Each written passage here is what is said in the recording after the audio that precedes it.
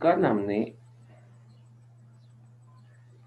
Eddy currents का जिक्र शुरू किया था। तो इसमें मैंने आप लोगों को ये बताया था कि जब हमारे पास कोई भी कॉइल है, सिंगल कॉइल है या ट्रांसफार्मर की डबल कॉइल्स हैं, हर कॉइल के ऊपर वो क्या होती हैं, they are wound on some iron core. किसी आयरन कोर के ऊपर उनको लपेटा जाता है। ठीक हो गया।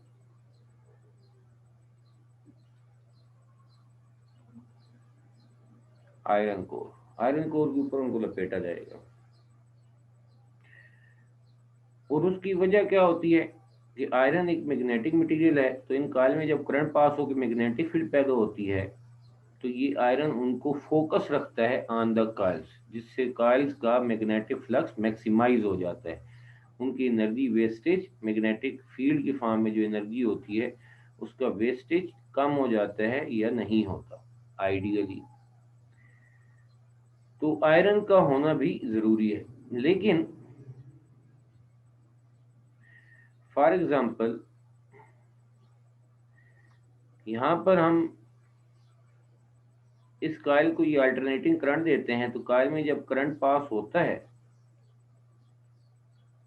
कॉइल में जब करंट पास होता है तो उसमें क्या पैदा होती है, मैग्नेटिक फील्ड पैदा होती है। वो जो मैग्नेटिक फील्ड होती है वो इस आयरन कोर के अंदर से भी चेंज होती है। ठीक है।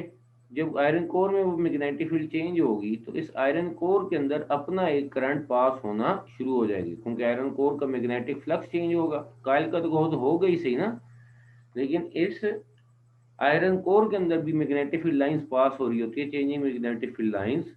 तो उसके मैग्नेटिक फ्लक्स चेंज होने से उसमें ईएमएफ पैदा होती है, फिर आयरन कंडक्टर है तो उसमें करंट भी फ्लो करेगा। तो ये करंट जो आयरन कोर में इंड्यूस होगा due to changing magnetic field, उनको हम क्या कहते हैं, एडी करंट्स कहते हैं। एडी एक साइंटिस्ट था, उनके नाम पर इन्हें रखा गया है क्योंकि इन्होंने ही डिस्कवर किए थे। तो हमारे पास क्या एडी करंट्स, दीज आर, मैं इनको ऐसे लिख देता हूं, unwanted currents.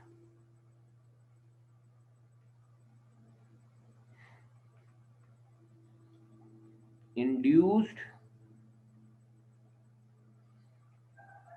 in the iron core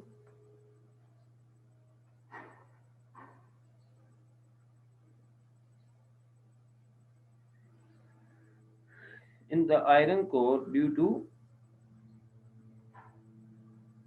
change of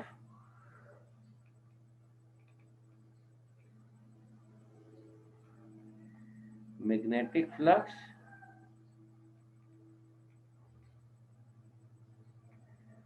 through it। ठीक हो गया जी।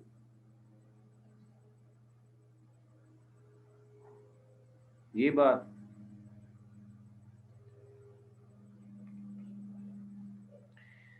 अब यहां पर इससे मसला क्या आता है, सबसे पहले मसला ये आ रहा है। अब मसलन मैं एक बताता हूं, यहाँ पर डिसएडवांटेज में लिख देता हूं ऐसे।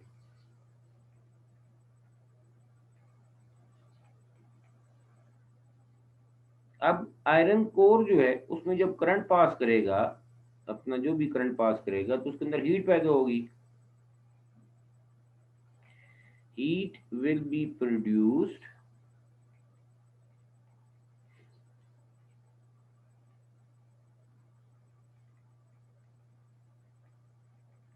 in the iron core that may damage the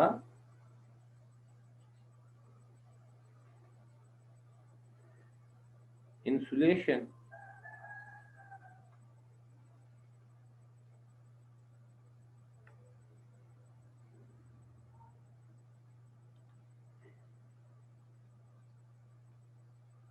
insulation कह देते हैं, और लेमिनेशन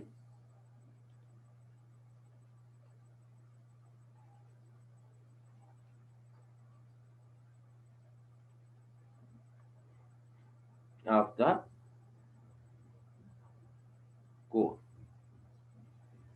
एंड कॉइल, कोर की बजाय कॉइल ज्यादा बेहतर है। वो जो कॉइल है जिसकी जो टर्न जिसकी हमने वहां पर लगाया है, ये जो मसलन मैंने ग्रीन कलर की कॉइल बनाई हुई है ये, ठीक है, ये लेमिनेटेड, इसके ऊपर लेमिनेशन होती है ताकि ये डायरेक्ट आयरन कोर को टच न करे। लेकिन जब उसके अंदर करंट पैदा होगा, उसके अंदर करंट पैदा होने की वजह से, आयरन कोर के अंदर एडी करंट्स पैदा होने की वजह से जब उसमें हीट पैदा होगी तो वो कॉइल को क्या करेगी, वो हीट की वजह से उसकी लेमिनेशन को डैमेज कर सकती है। थिन सी प्लास्टिक शीट ही होनी है एक तरह से, ठीक है, जिससे हमारे पास फिर मसाइल पैदा होंगे।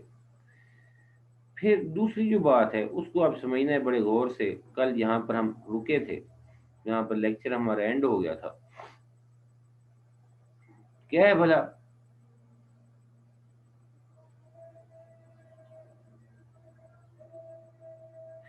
कि अगर ये मेरे पास एक कॉइल है,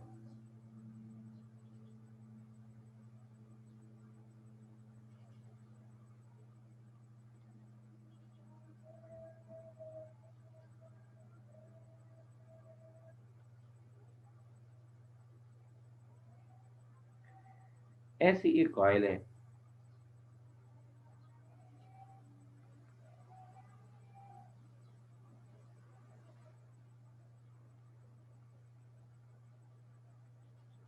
ठीक,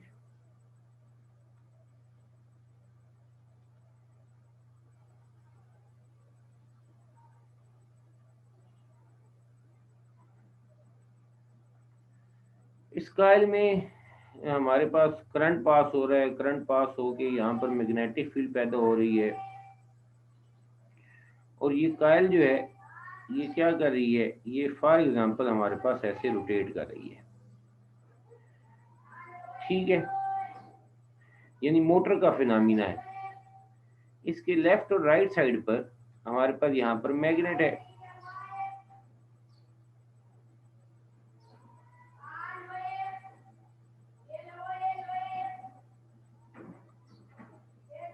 बड़े गौर से समझना, ये छोटा सा एक पॉइंट है, सिर्फ वही समझाना है। अब क्या होता है, आप लोग जानते हैं कि जब इस कॉइल में करंट पास होता है तो ये बन जाती है करंट कैरिंग कॉइल, और करंट कैरिंग कॉइल आपने पिछले चैप्टर में पढ़ा है, मुझे उस पर ज्यादा मेहनत करने की जरूरत नहीं है। जब इसमें करंट पास होता है ये बन जाती है करंट कैरिंग कॉइल, जो कहाँ पर पड़ी है, मैग्नेटिक फील्ड के अंदर पड़ी है, तो इस पर मैग्नेटिक फोर्स लगती है, उस मैग्नेटिक फोर्स नतीजे में ये कॉइल क्या करती है, रोटेट करती है।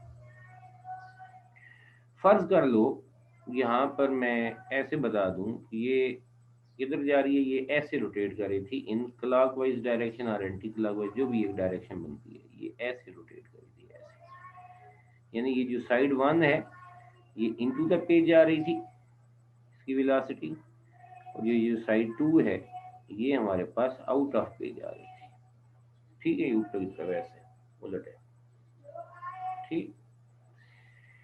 अब जब इसको हमने वाइंड किया हुआ है इस कॉइल को, ये तो उस वक्त था जब हमारे पास कॉइल वैसी थी, लेकिन अगर मैं इस कॉइल को वाइंड किया हुआ है किसके ऊपर, आयरन कोर के ऊपर, फर्ज कर लो ये जो मैंने बॉक्स सब बनाया है ये आयरन कोर है, दिस इज आयरन कोर, ठीक है।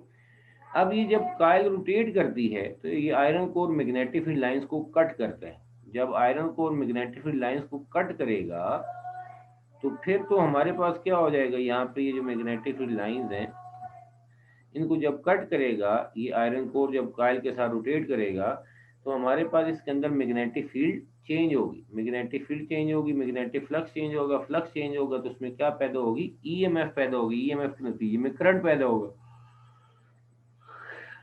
सॉरी यहाँ पर क्या होगा, करंट पैदा होगा।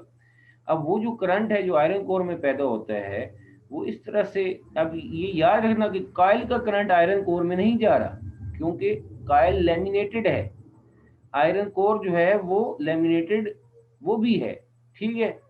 तो अब क्या होता है कि वो लेमिनेशन या इंसुलेशन की वजह से यहाँ से करंट आयरन कोर में डायरेक्ट नहीं आ सकता, तो आयरन कोर में जो करंट है वो कौन सा है, वो जब कॉइल मैग्नेटिक फील्ड में रोटेट करिए, आयरन कोर मैग्नेटिक फील्ड में रोटेट करेगा तो उसकी रोटेशन की वजह से मैग्नेटिक फील्ड के अंदर हमारे पास मैग्नेटिक फ्लक्स चेंज होगा, जब फ्लक्स चेंज होगा आयरन कोर के अंदर, उसके अंदर ईएमएफ पैदा होगी, ईएमएफ के नतीजे में करंट होगा, और वो जो करंट जो कोर के अंदर पैदा होते हैं उन्हें हम क्या कहते हैं, एडी करंट्स कहते हैं।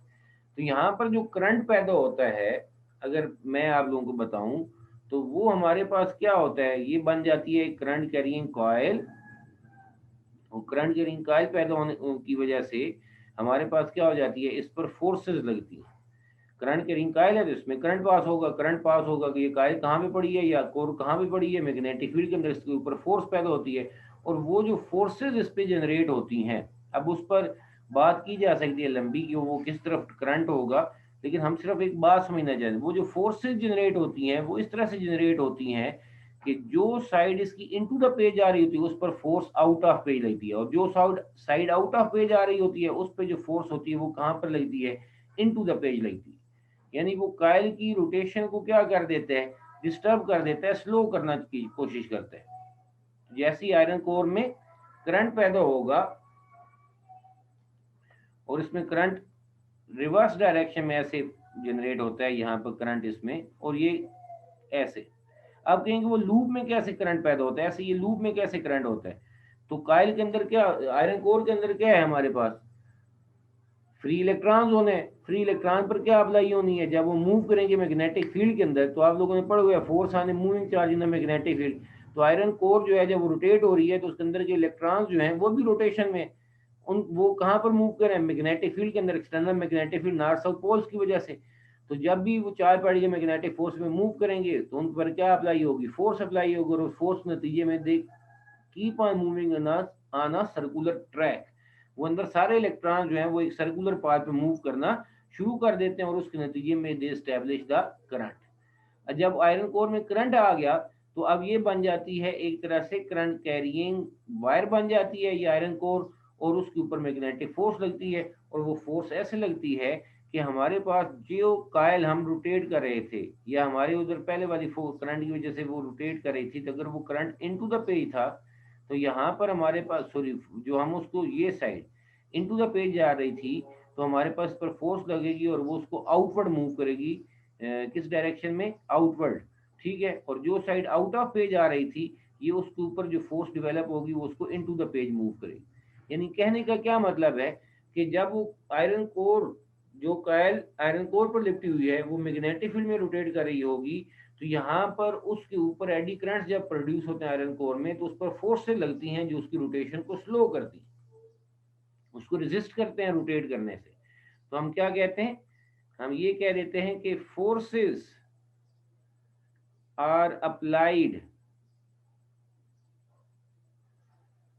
On rotating iron core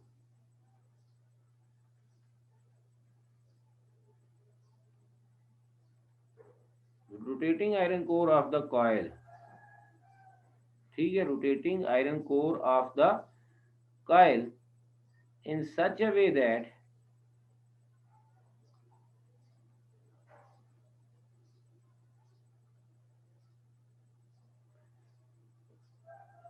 they resist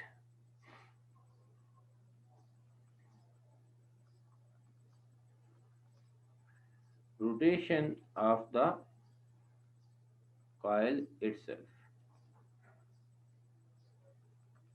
दो तरह के मसाइल आ गए। पहला मसला क्या आ गया कि जब आयरन कोर में से करंट पैदा होता है तो उसमें हीट प्रोड्यूस होती है, ठीक होगी बात। वो जो हीट प्रोड्यूस होती है वो कॉइल को क्या कर देती है, वो उसकी लेमिनेशन को डैमेज कर सकती है। दूसरा क्या आ गया कि फोर्सेज एक ऐसी डेवलप हो, अगर कॉइल रोटेट करेगी उसकी आयरन कोर भी रोटेट करेगी, तो वहां पर एडी करंट जो पैदा होते हैं आयरन कोर में, उस पर खुद एक ऐसी फोर्स डेवलप हो जाती है करंट कैरिंग वायर की तरह, जो कॉइल की जो रोटेशन होती है उसको रेजिस्ट करती है, उसको अपोज करती है, स्लो डाउन करती है, यानी tries to slow down, slow it down.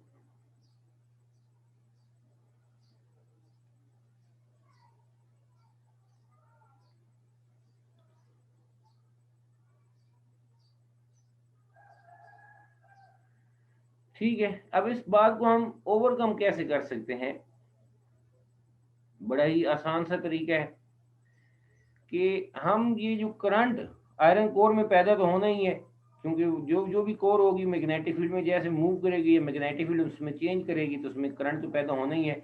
हम वो जो करंट पैदा होना है हम उसको रिजिस्ट कर सकें, हम उसको मिनिमाइज कर सकें, तो वो कैसे मिनिमाइज करेंगे? उसकी रेजिस्टेंस बढ़ा के। उसकी रेजिस्टेंस हम कैसे बढ़ा सकते हैं? मसलन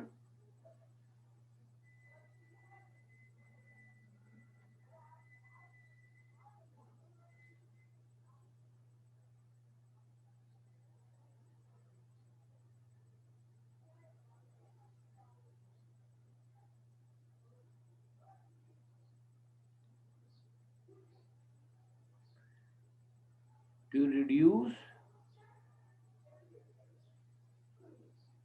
eddy currents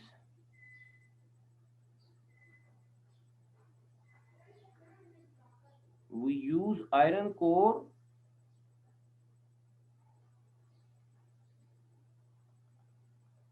in the form of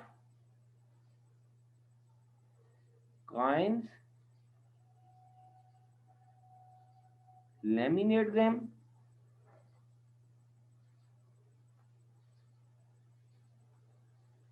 and stack them one upon other.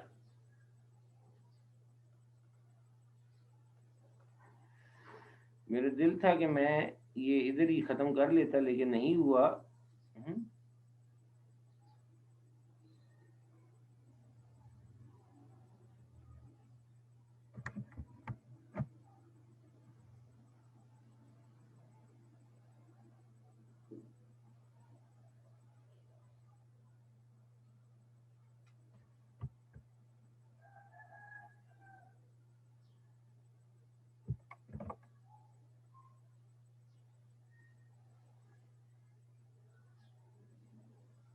इसको अगले पेज पर कैसे ट्रांसफर करूं?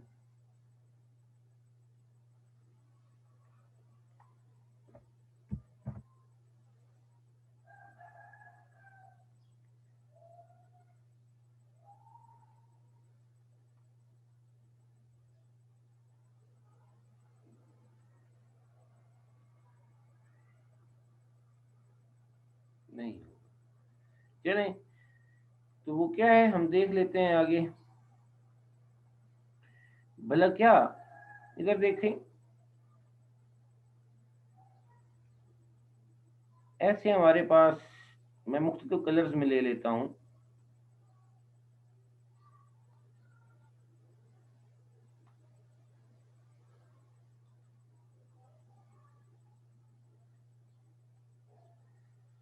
आयरन कोर का साइज उतना ही रहेगा, लेकिन क्या फर्क आ जाएगा कि हर दो कॉइन्स के दरमियान हमारे पास क्या आ जाएगी, यानी हर आयरन कोर जो है वो लेमिनेटेड होगी। हर जो कॉइन होगा वो लेमिनेटेड होगा। जितने मर्जी कॉइन हम एक दूसरे के ऊपर रखते चले जाएं, एक दूसरे के ऊपर जितने मर्जी रखते चले जाएं, ठीक हो गया।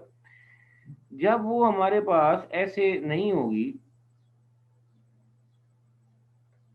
लेमिनेशन होगी, प्रॉपर लेमिनेटेड होगी, तो अब हमारे पास पहले में जो करंट पैदा होगा, ठीक है, वो दूसरे में ट्रांसफर नहीं होगा, करंट की वैल्यू एड अप नहीं होगी। और सबसे अहम बात जो है वो क्या है, क्योंकि ये इंसुलेटेड होगा और लेमिनेशन होने की वजह से, ड्यू टू लेमिनेशन, ये लेमिनेटेड होने की वजह से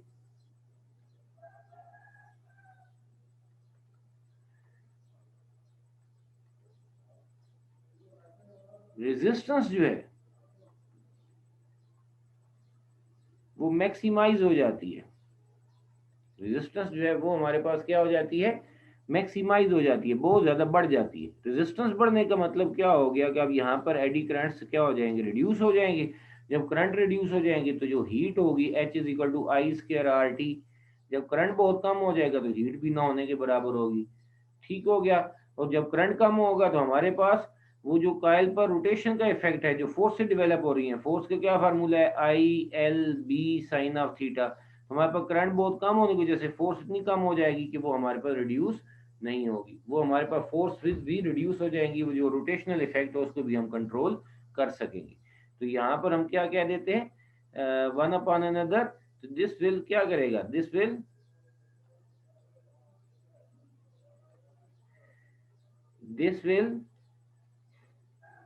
increase the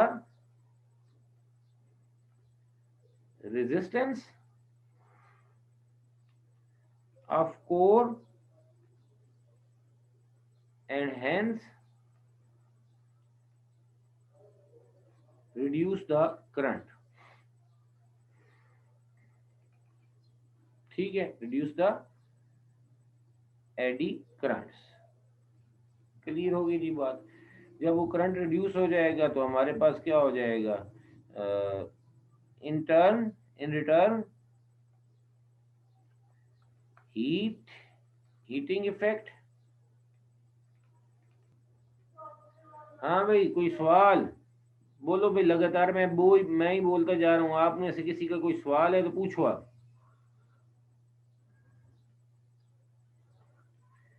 पूछो लड़कों। Oh, can you hear me?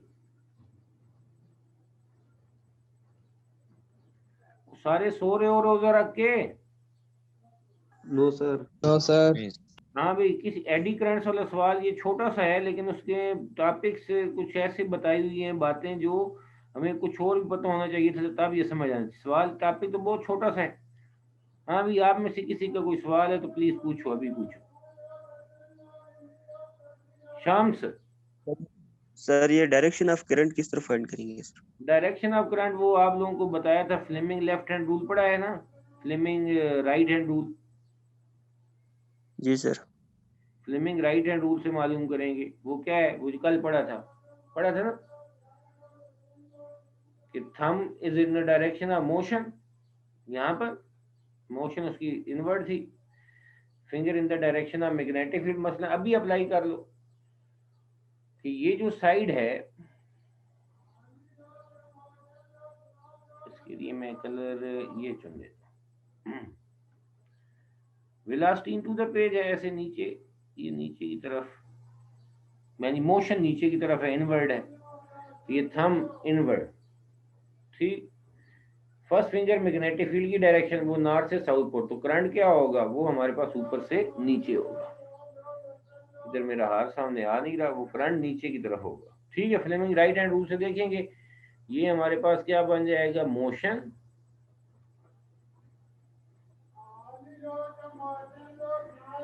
तो कोर के अंदर करंट की मैं बात कर रहा हूँ। ठीक है, वो दूसरा तो हमने कहा कि बैटरी से हम दे रहे हैं, तो वो ये side into the page core जा रही है, इनटू द पेज, सही। करंट जब इनटू द पेज जा रहा है, सॉरी वेलोसिटी उसकी इनटू द पेज है, तो फिर दूसरा क्या होगा बताओ, बोलो जरा।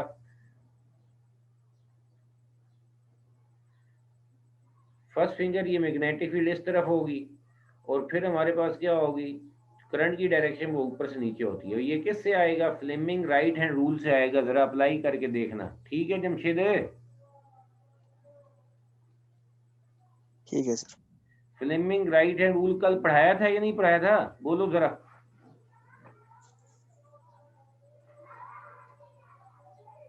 पढ़ाया था। हाँ, उसको अप्लाई करना है आपने, फ्लेमिंग राइट हैंड रूल जी। अब हम आगे बढ़ते हैं। नेक्स्ट है एसी जनरेटर। सर वो पिछला वाला पेज 1 मिनट अगर सर आप ये कर ले, हाँ? चीज नोट कर लीजिए। क्या कह रहे हैं? सर वो पिछला वाला पेज अगर आप सर वो एक चीज नोट करनी। चलो वो मैं शेयर कर देता हूँ आपको। मैं वो जानबूझ के ना वो लेक्चर अपलोड नहीं कर रहा था, कि थोड़ा थोड़ा पढ़ रहे थे, मेरा दिल ये था कि वो सारों को इकट्ठे ही एडिट करके ना वो भेज दूंगा। ठीक है, आज भेज दूंगा इंशाल्लाह। ठीक है, yes sir. AC generator.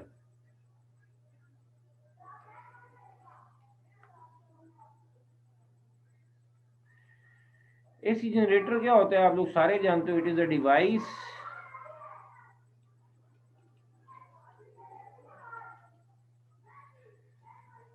which is used to, क्या बोला, to convert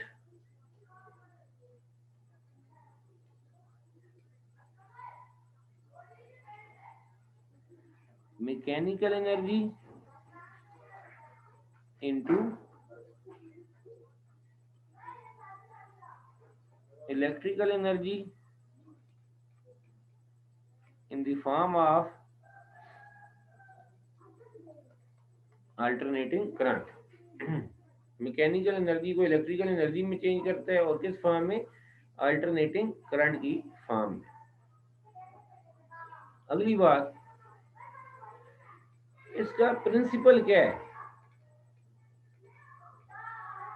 it works on the principle of Faraday's law of electromagnetic induction. Faraday law of electromagnetic induction क्या है कि कोई भी कॉइल जो होगी, जब वो मैग्नेटिक फील्ड में रोटेट करती है तो उसका मैग्नेटिक फ्लक्स चेंज होता है। जब मैग्नेटिक फ्लक्स चेंज होता है तो उसके अंदर क्या पैदा हो जाती है? ईएमएफ पैदा हो जाती है, और ईएमएफ के नतीजे में मैग्नेटिक फ्लक्स के चेंज होने के नतीजे में वहाँ पर ईएमएफ पैदा हो जाती है, और वो क्या होगा? और ईएमएफ के नतीजे में वहां पर करंट पैदा होगा। मैं दोबारा बोलता हूँ, फैराडे लॉ के मुताबिक क्या होगा? यहाँ पर एक कॉइल होगी, कॉइल को हम मैग्नेटिक फील्ड में रोटेट करेंगे, मैग्नेटिक फील्ड में रोटेट करेंगे तो उसकी मैग्नेटिक फील्ड लाइंस उसके अंदर चेंज होगी, मैग्नेटिक फ्लक्स चेंज होगा, और फैराडे लॉ के मुताबिक उसमें ईएमएफ पैदा होगी, ईएमएफ के नतीजे में फिर उसमें करंट पैदा होगा। ये प्रिंसिपल आ गया। फिर हमारे पास इसकी कंस्ट्रक्शन होनी है। इसकी कंस्ट्रक्शन क्या है? देखें इधर,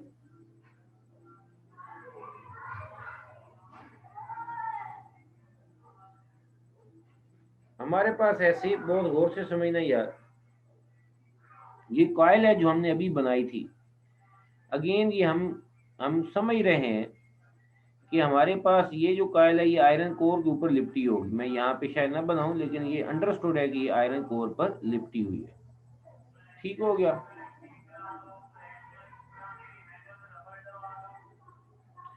इस कॉइल के दरमियान में एक एक्सल होगा,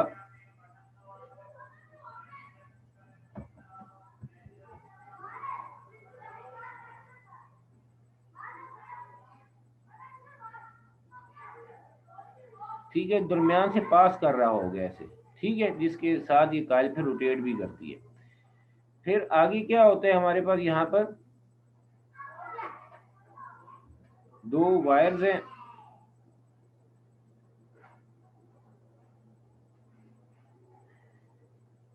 एक इस एंड की, एक दूसरे एंड की। बहुत गौर से समझना यार, टाइम बहुत कम है, लेकिन आपने बड़े गौर से समझना है। कोई नहीं, जल्दी हमें कोई नहीं, यही तो टॉपिक समझने वाला है।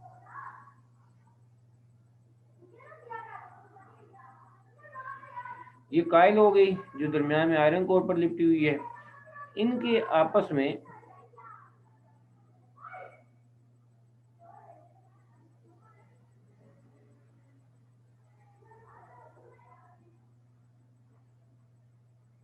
ऐसे ही बना ली, ये रिंग्स हैं, दो स्लिप रिंग्स कहलाते हैं। एक्चुअली मैं थोड़ा सा इसको अगर ठीक करूं,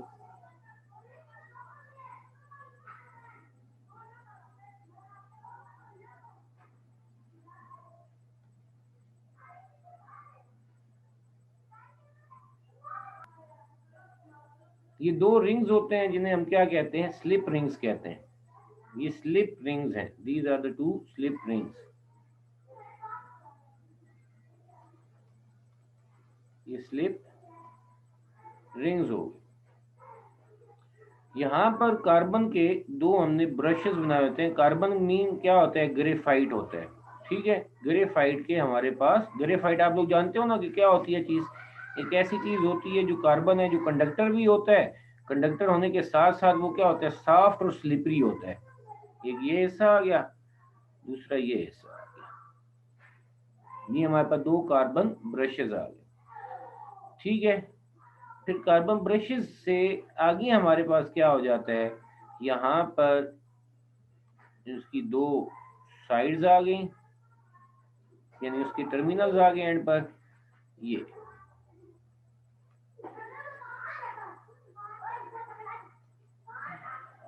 ये दो हमारे पास कार्बन ब्रशेस आ गए।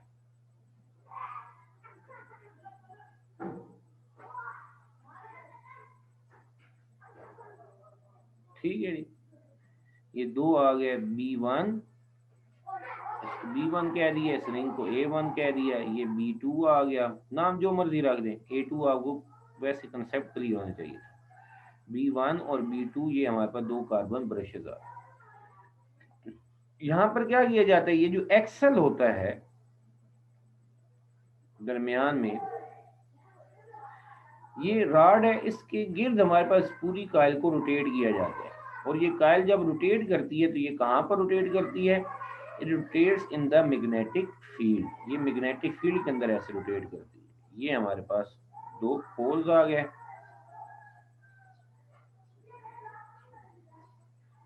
इट कंसिस्ट ऑफ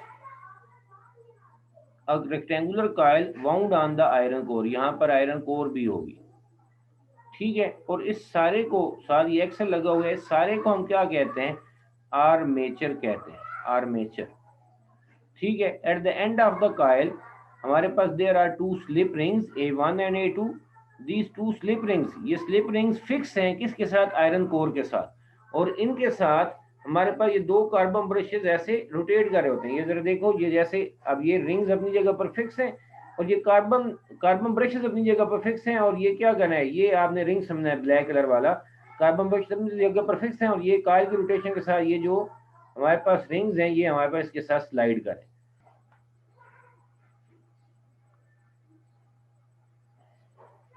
हाँ जी, आप लोगों को मेरी आवाज पहुंच रही है? Yes sir. ये कंस्ट्रक्शन देखें, सॉरी दोबारा बनाना पड़ेगा। हमारे पास क्या होता है, यहाँ पर एक रेक्टेंगुलर कॉइल है,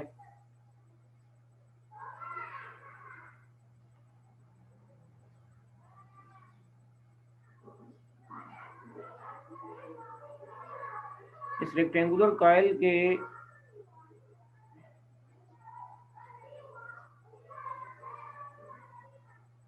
दरमियान में यहाँ पर ये हमारे पास एक्सल है, ठीक है।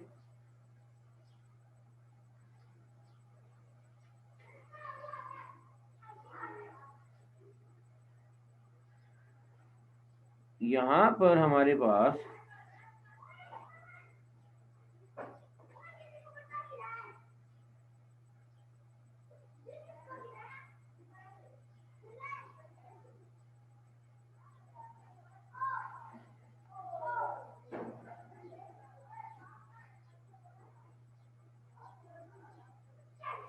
ये 2, एक साइड जरा लंबी होती है कॉइल के एंड्स की और दूसरी साइड जरा छोटी होती है।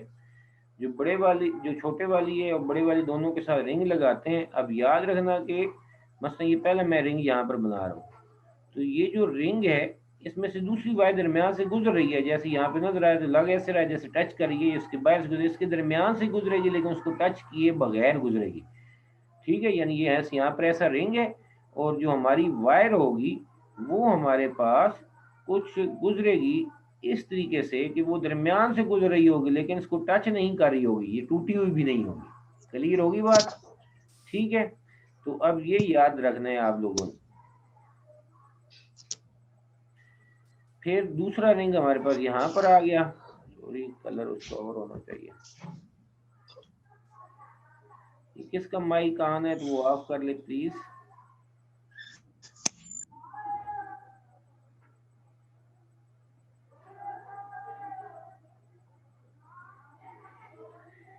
ये आ गया जी। यहाँ पर 2 हमारे पास कार्बन ब्रशेज हैं। कार्बन ब्रशेज क्या होते हैं, कुछ भी नहीं होते, कार्बन के 2 कंटेक्ट्स होते हैं जो अपनी जगह पर फिक्स रहते हैं।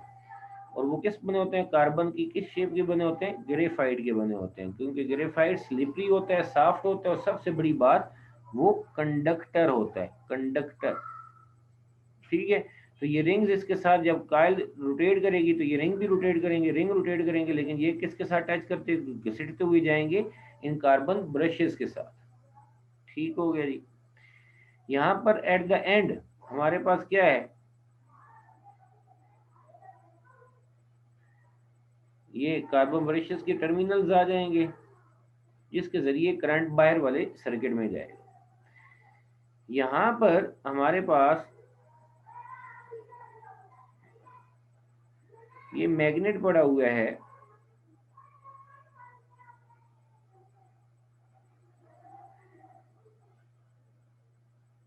परमानेंट मैग्नेट, वो कनकेव शेप पोल भी होगा। ठीक है, हम यहाँ पर सादा सा बना रहे हैं। वहां पर बात यहाँ पर चली थी कि इस साइड को उन्होंने नाम रखा हुआ है CDEF।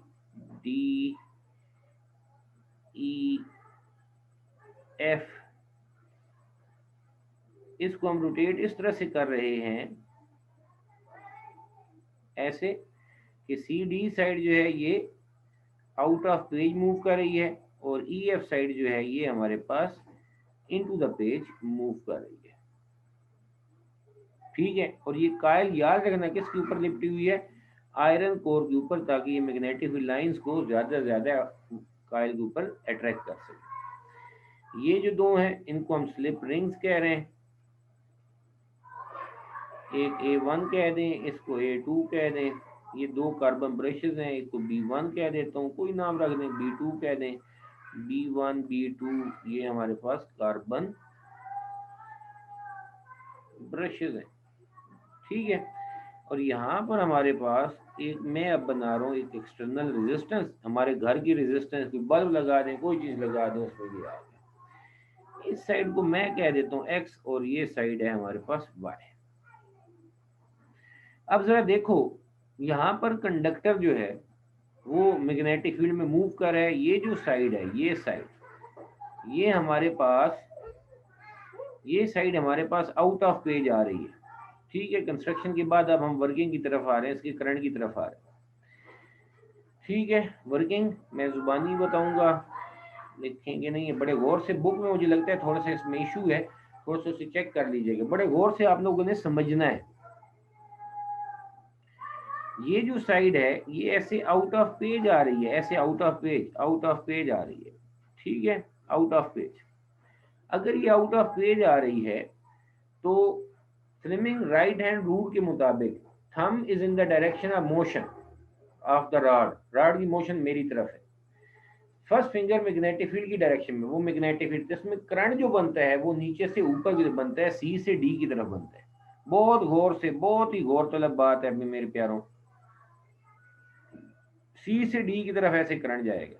ठीक है, अब ये हमारे पास आगे आया, यहाँ से E से F की तरफ आएगा, F से ये हमारे पास रिंग A1 में आएगा, A1 से, A1 का ताल्लुक कार्बन ब्रश B1 से, चाहे काल जिधर मर्जी रोटेट करे, लेकिन A1 ने स्लाइड करना है B1 से, A2 ने स्लाइड करना है B2 से।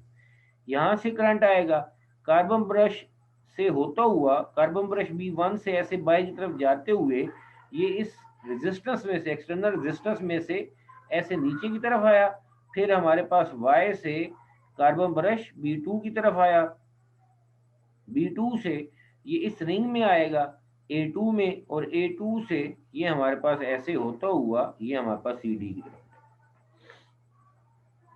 तो हम क्या कहते हैं, अगर ये कायल को, अगर मैं ये समझू ऐसे रोटेट कर रही है क्लॉकवाइज, ये पता कैसे कर रही है, ये कैसे रोटेट कर रही होगी, ये साइड आउट ऑफ पेज है, इनटू द पेज है, तो मेरे हमें क्लॉकवाइज रोटेट कर। When coil is rotated clockwise as shown,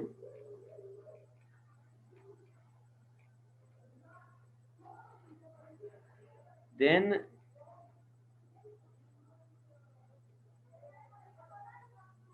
according to Faraday's law,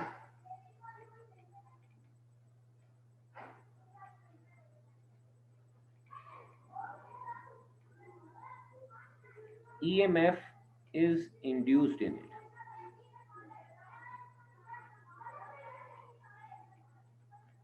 And hence current flows, whose direction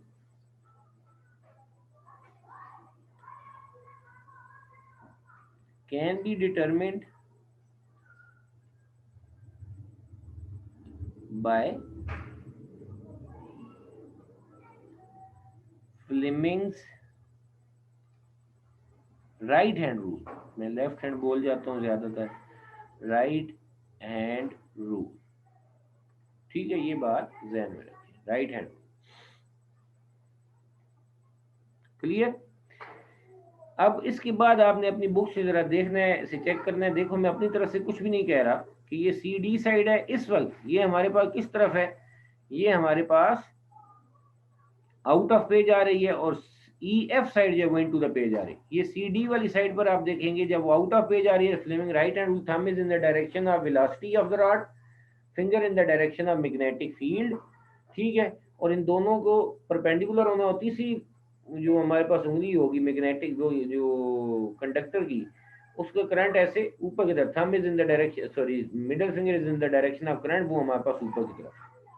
ठीक हो गया जी, और बात समझ आ गई लड़कों? Yes sir. सर जी जी। सर ये CD साइड नॉर्थ पोल की तरफ मूव करिए ना सर, यहाँ पर। नॉर्थ पोल की तरफ कहाँ मूव कर रही है? पोल इधर पड़ा हुआ है और वो साइड ऐसे रोटेट कर रही है, उसके ऐसे परपेंडिकुलर मूव कर रही है ऊपर की तरफ, ऊपर की तरफ। आप जहां पर बैठे हैं ना, वहां पर दीवार एक साइड जो इधर वाली साइड है वो नॉर्थ पोल है, राइट साइड वाली दीवार को साउथ पोल समझो।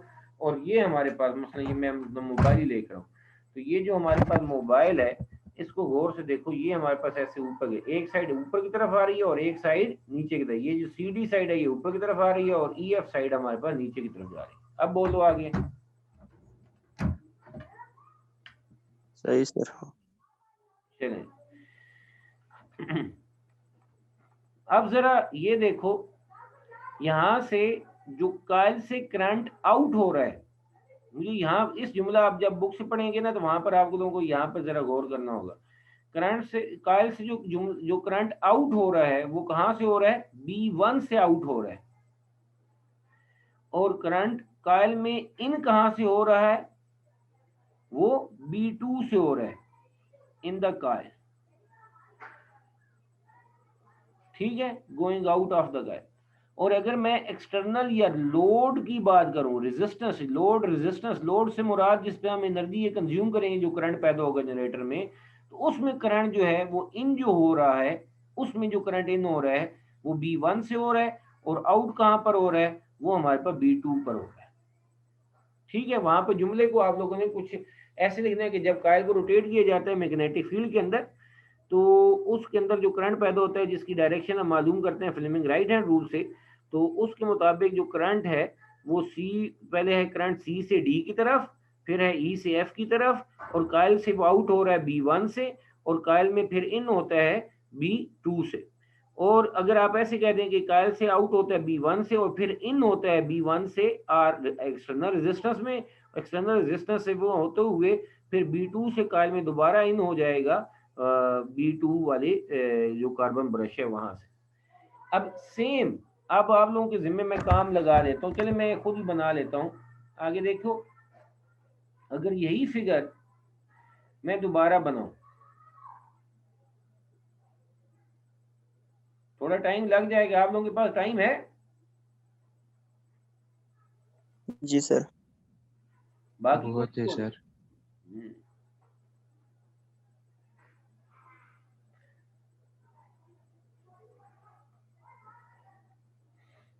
जब वो कॉइल को हम रोटेट करें, मैकेनिकल सोर्स से हम उसको रोटेट करें, यानी यहाँ पर ये जो बात याद रखनी है वो ये है कि एसी जनरेटर जो मैकेनिकल है, यहाँ पर कॉइल को हम रोटेट करें। यहाँ पर आपने इंजन लगा दिया, कोई गाड़ी का इंजन लगा दिया, जो क्या करेगा? इस कॉइल को रोटेट करेगा। आपने टरबाइन लगा दिए, टरबाइन पर पानी गिरेगा, पानी गिर के क्या करेगा? वो इस कॉइल को रोटेट करेगा। ये हम रोटेट कर रहे हैं उसे। ठीक है, और कैसे रोटेट करें? क्लॉकवाइज रोटेट करें, वो क्लॉकवाइज रोटेट करें, इंजन क्लॉकवाइज रोटेट करेगा, टरबाइन पर पानी गिर के उसे रोटेट करते रहेगा इन वन डायरेक्शन। ठीक है, तो ये बात याद रखना, हाँ हम उसे रोटेट कर रहे हैं। ये हमारे पास कॉइल आ गई, लेकिन अब कॉइल का एक इशू है, बहुत गौर से समझने वाले इशू।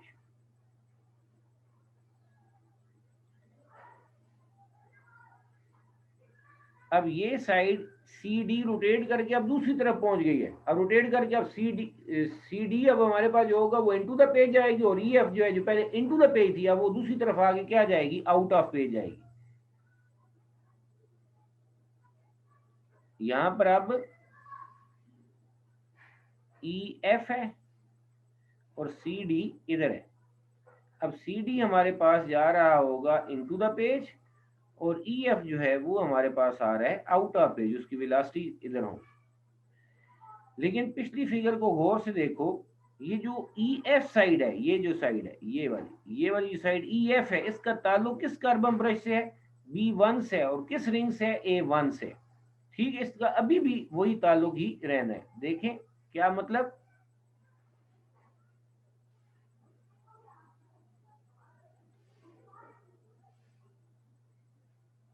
ये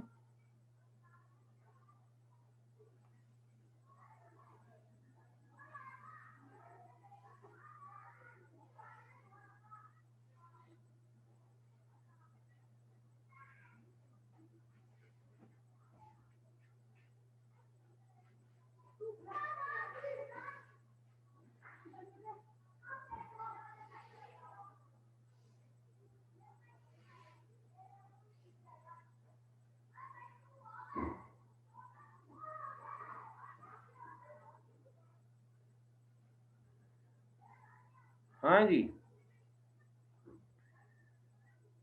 ये A1 है, स्लिप रिंग A1, ये स्लिप रिंग A2।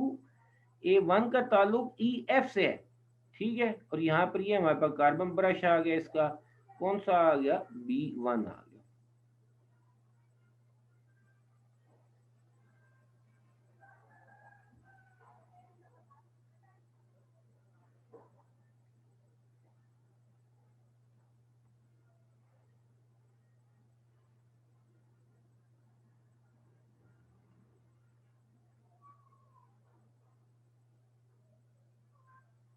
जी, गौरतलब बात, ये जो EF है, जब ये अभी आउट ऑफ पेज मूव करेगा तो इसके ऊपर जब हम Fleming right hand rule apply करेंगे तो अब इसमें करंट रिवर्स हो जाएगा, बिल्कुल रिवर्स हो जाएगा। पहले पिछली फिगर में देखें, EF में करंट क्या था? ऊपर से नीचे आ रहा था। अब इधर आकर हमारे पास इस पर Fleming right hand rule apply करेंगे, जब ये आउट ऑफ पेज आ रहा है तो इसमें करंट की डायरेक्शन ऐसे ऊपर हो जाएगी। ठीक है, यहाँ से ये इसमें आएगा, यहाँ से ये इसमें आएगा, इधर देखते रहना भाई, DC। अब पहले करंट था C से D की तरफ, ऊपर की तरफ, अब इस तरफ आगे इसमें भी चेंज हो गया, रिवर्स हो गया D से C की तरफ। अब यहाँ पर जब करंट आएगा तो इस साइड का ताल्लुक है रिंग A2 से, ये दरमियान से गुजर रही है, पहले वाले रिंग को टच नहीं करी। यहाँ से करंट इधर आएगा, फिर इस रिंग से होता हुआ किस में जाएगा? इस रिंग में जब आएगा तो हमारे पास ये करंट किस में जाएगा? इस कार्बन ब्रश B2 से होता हुआ यहाँ पर आएगा। यानी अब करंट कॉइल से आउट हो रहा है B2 से, इस एक्सटर्नल या लोड के अंदर इन हो रहा है, फिर यहां से वो रिंग से आउट हो रहा है, लेकिन इस B1 के जरिए इस कॉइल में दोबारा इन हो रहा है। यहां से करंट ऐसे आएगा और फिर यहां से होता हुआ ये जाएगा। यानी जब आपने अब क्या पढ़ना है, आपने अपने उसमें से पढ़ना है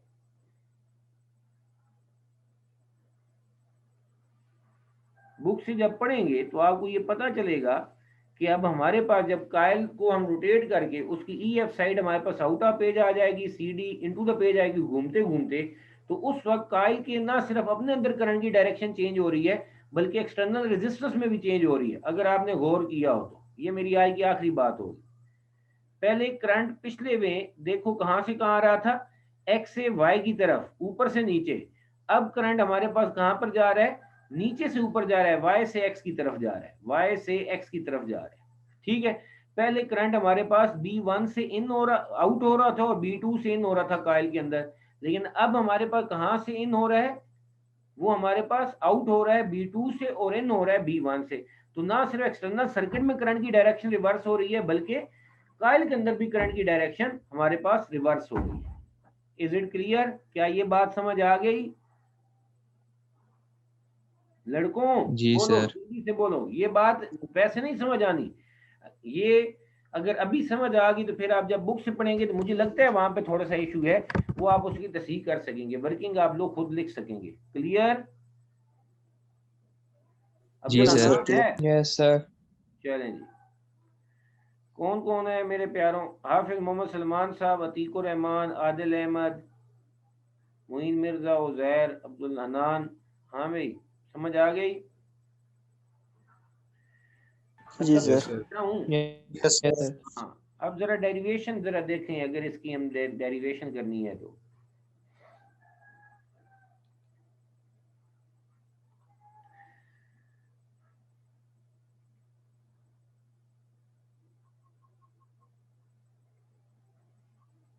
वर्किंग हमने कर ली, डेरिवेशन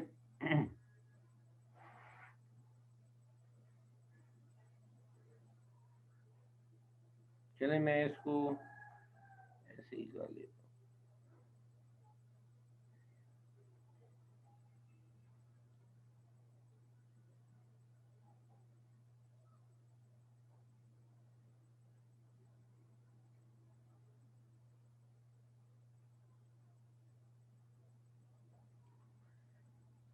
हम ये कह देते हैं कि जो कॉइल है उसकी नंबर ऑफ टर्न्स हैं n,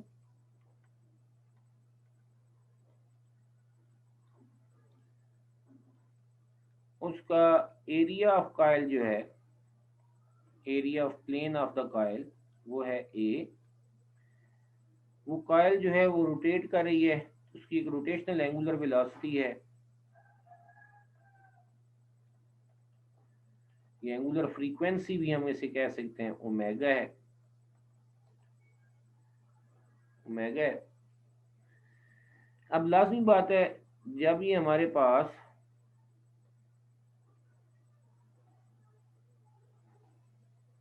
ये coil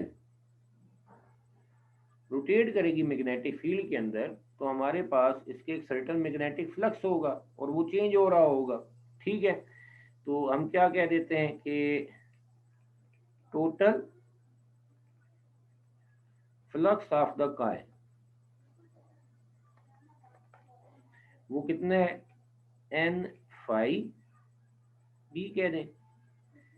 n number of turns है, फाई b एक टर्न का फ्लक्स है, फाई b एक टर्न का फ्लक्स है, और n क्या होगा, 2 होंगे तो 2 से मल्टीप्लाई, n होंगी तो n से मल्टीप्लाई करें। फाई b क्या होगा, मैग्नेटिक फ्लक्स का क्या formula, B vector dot area vector, यानी B A cos of theta. ठीक है, ये ऐसे लिख देते हैं एन बी ए या N A B cos of theta.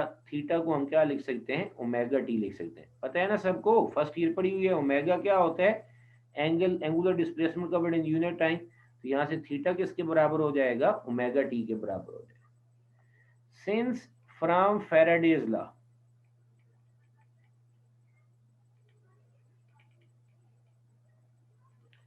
Faraday's law के मुताबिक हमारे पास क्या हो जाता है, ईएमएफ जो है that is equal to delta phi over delta T.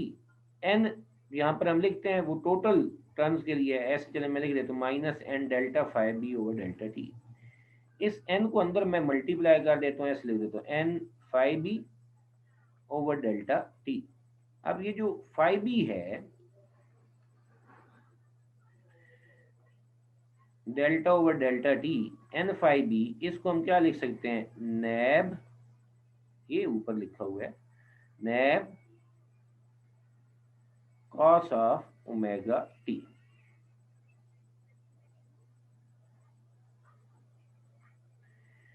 अब जो मैथ के हैं उनके लिए तो ये बात कोई मसला नहीं है, लेकिन जो आर्ट्स के हैं, सॉरी मेडिकल के स्टूडेंट्स हैं, उन्होंने ये याद रखना है कि ये डेल्टा ओवर डेल्टा टी, इसको मसलन delta x over delta T, तो इसको हम ऐसे लिख सकते हैं D x over D T. ये इंजीनियरिंग वालों के लिए मैंने खास तौर पर लिखा है, तो ये डिफरेंशिएशन ही है, ये हम डिफरेंशिएट करेंगे। एक बात याद रखना, मेडिकल वालों ने याद ही रखना है और मैथ वालों के लिए मसला नहीं है।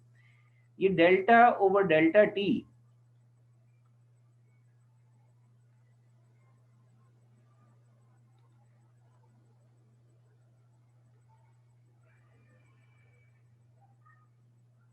कॉस ऑफ ओमेगा टी की क्या हो, यानी हमने वेरिएशन मालूम करनी है टाइम के लिहाज से। कॉस के अंदर ये जो टी है इसकी कॉस या वेरिएशन मालूम करनी है टाइम के लिहाज से। तो उसमें याद रखना, कॉस के ऊपर जब भी delta over delta T apply होता है तो ये माइनस साइन में चेंज हो जाता है। बस मेडिकल वालों ने याद रखना है, माइनस साइन में चेंज हो जाता है और दूसरों को पता है।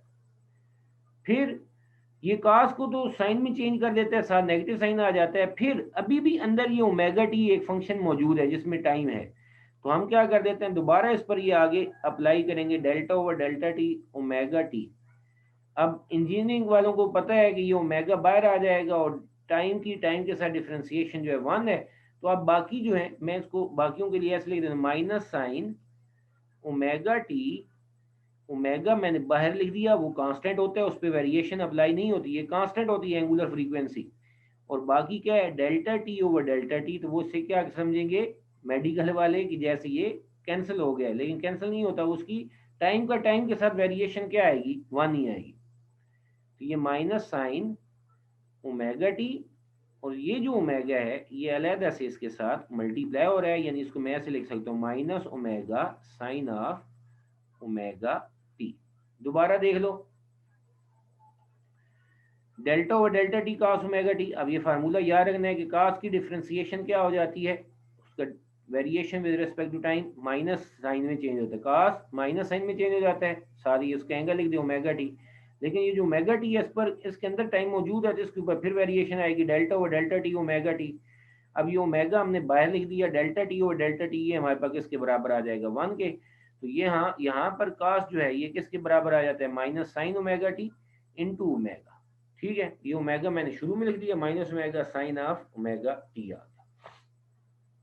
तो अब यहाँ पर गौर करो, यहाँ पर ये वाला जो हमारे पास है, यहाँ से ईएमएफ अब किसके बराबर आ रही है, मैं इधर ही लिख रहा हूँ, EMF is equal to minus, आगे क्या है, ये एन नंबर ऑफ टर्न्स है, एरिया ऑफ द कॉइल है, कांस्टेंट परमानेंट मैग्नेट की मैग्नेटिक फील्ड है, तो ये तीनों कांस्टेंट है। तो ये हमारे पास माइनस ये बाहर वाला एन ए बी नैब, ये बाहर आ गया क्योंकि ये वेरिएशन नहीं है।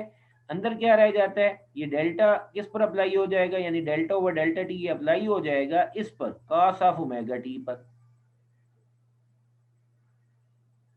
ठीक है, तो अभी जैसे मैंने आप लोगों को बताया है कि ईएमएफ क्या आ रहा है, minus N A B delta over delta T cos of omega T. तो अभी हमने ये पढ़ा है, क्या पढ़ा है, कॉस की डिफरेंशिएशन क्या हो जाती है, वो माइनस साइन हो जाती है, साइन ओमेगा टी। फिर ओमेगा टी जो अंदर मौजूद है इसकी डिफरेंशिएशन क्या हो जाती है, सिर्फ ओमेगा आ जाएगा। अब ये माइनस और माइनस क्या हो जाते हैं, प्लस। ठीक है, और ये ओमेगा मैं बाहर लिख देता हूँ, एन साथ ओमेगा लिख दिया, A B sine of omega T. ये हमारे पास ईएमएफ, इंस्टेंटेनियस ईएमएफ का रिजल्ट आ गया। This is formula for instantaneous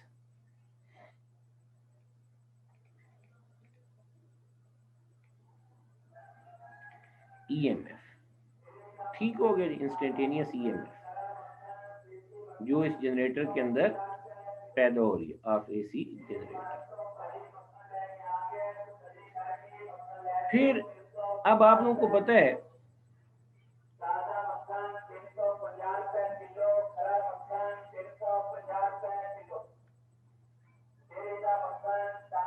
यहां तक क्लियर है सबको, बोलो यार। Yes, sir. Yes, Please. sir. Yes, sir. जी सर। ठीक है, फॉर मैक्सिमम वैल्यू, अगर मैं मैक्सिमम वैल्यू मालूम करना चाहता हूं जो इस जनरेटर से पैदा हो सकती है, for maximum value of EMF,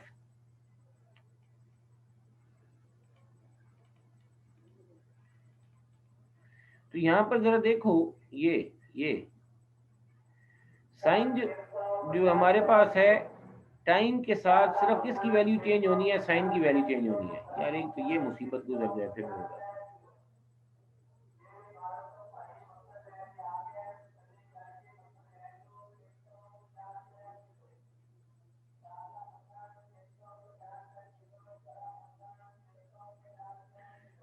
चले, ये टाइम के साथ t की वैल्यू 1 सेकेंड 2 सेकेंड 3 सेकेंड ऐसे चेंज हो रही होगी, तो फिर हमारे पास साइन की वैल्यू चेंज होगी। ठीक है, तो जब साइन की वैल्यू मैक्सिमम होगी तो ईएमएफ भी मैक्सिमम होगी, क्योंकि ये जो सारी टर्न्स है, नंबर ऑफ टर्न्स हैं, एंगुलर फ्रीक्वेंसी है, एरिया ऑफ द कॉइल है, मैग्नेटिक फील्ड, ये फिक्स है। ये हमारे पास क्या है, हमारे पास ये फिक्स है। तो इसलिए for maximum value of EMF sign omega T या साइन थीटा को क्या होना चाहिए, मैक्सिमम होना चाहिए। Sine theta must be maximum.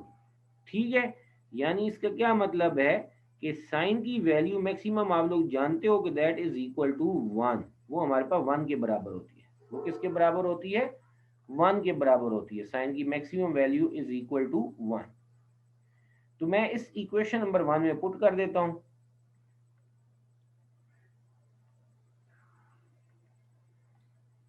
Put this value of sine in 1, तो वो हमारे पास ईएमएफ आ जाएगी N omega A B. Sine की मैक्सिमम वैल्यू 1 है, तो यहाँ पर ईएमएफ भी क्या हो जाएगी, मैक्सिमम हो जाएगी। मैक्सिमम ईएमएफ को हम ई मैक्स भी कह देते हैं, ई नॉट भी कह देते हैं, और ये किसके बराबर आ रहा है, नवाब के बराबर आ रहा है, यानी एन ओमेगा ए बी के बराबर आ रहा है। ठीक है, so equation 1 can be written as,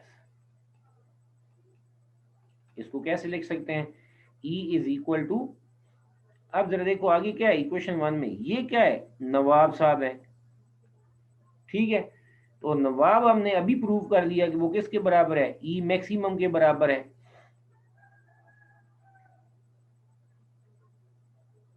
किसके बराबर है हमारे पास, E मैक्सिमम के बराबर है। तो वो हमारे पास क्या आ जाएगा, इसको मैं ऐसे लिख देता हूँ, E मैक्स लिख दें या ई नॉट लिख दें, उससे कोई मसला नहीं है, साइन ऑफ ओमेगा टी। ठीक है, तो ये टाइम के साथ साथ ये ईएमएफ की वैल्यू क्या होती रहेगी, चेंज होती रहेगी। इसे मैं इक्वेशन नंबर 2 कह देता हूँ। अगली बात की तरफ जाता हूँ मैं, जल्दी से करंट की इक्वेशन भी लिखते हैं, फिर हमारा लेक्चर आज का खत्म हो जाएगा। वो क्या भला, कि अगर मैं ये कहूँ कि ये करंट जो है जिस रेजिस्टेंस में से पास करे, यानी कॉइल में से पास करे, एसी जनरेटर के अंदर जो करंट कॉइल है उसकी भी तो कुछ रेजिस्टेंस होगी, तो उसमें से जहां पर ये पास हो रहा है तो उसकी रेजिस्टेंस है, let R be resistance of the coil, then instantaneous current in the coil is, current का क्या फार्मूला है, I is equal to E over R। ये मैं नहीं कह रहा, ये कहां से आ रहा है, फ्रॉम ओम्स लॉ।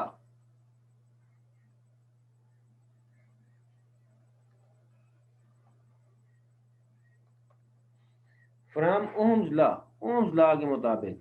ठीक है, तो यहाँ पर current I is equal to E over R। E किसके बराबर है, E नॉट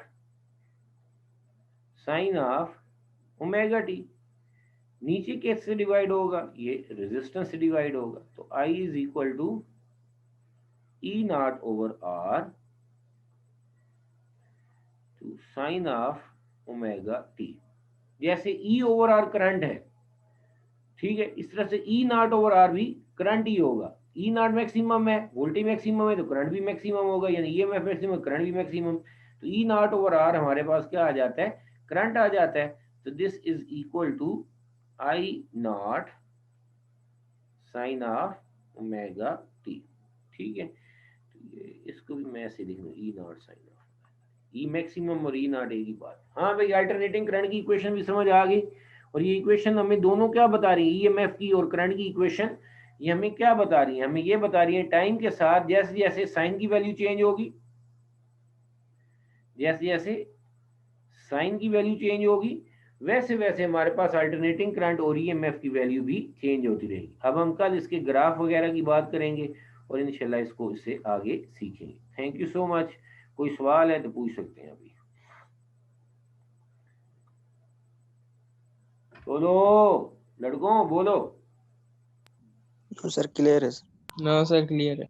चलें, मेहरबानी करके इसके जो है ना वर्किंग, उसमें मुझे डाउट पड़ता है वो B1 B2 कहाँ से इन कहाँ से आउट हो रहा है ना, वो बुक में थोड़ा सा आगे वेरी कर रहा है, इवन मुझे अपनी की बुक में भी लग रहा है। तो आप लोग जरा ना उसको अच्छे तरीके से अपने वर्ड्स में जरूर लिख लेना, उसे जरूरत दोबारा चेक कर लेना है। और इस चैप्टर में एक ही लॉन्ग क्वेश्चन ये बच गया है एसी जनरेटर वाला, इसलिए मैंने बड़े कोशिश कर रहा हूँ कि वो आपको अच्छे तरीके से समझ आ जाए, तो इसको अच्छे तरीके से प्रिपेयर कीजिएगा। उसका आधा हिस्सा हो गया, कल हम ग्राफ की बात करेंगे, साथ डीसी जनरेटर की बात करेंगे। कल तो मेरे ख्याल मेरी क्लास नहीं है, परसों है, तो ये इंशाल्लाह परसों चैप्टर खत्म हो जाएगा। ठीक है, थैंक यू, अल्लाह हाफिज।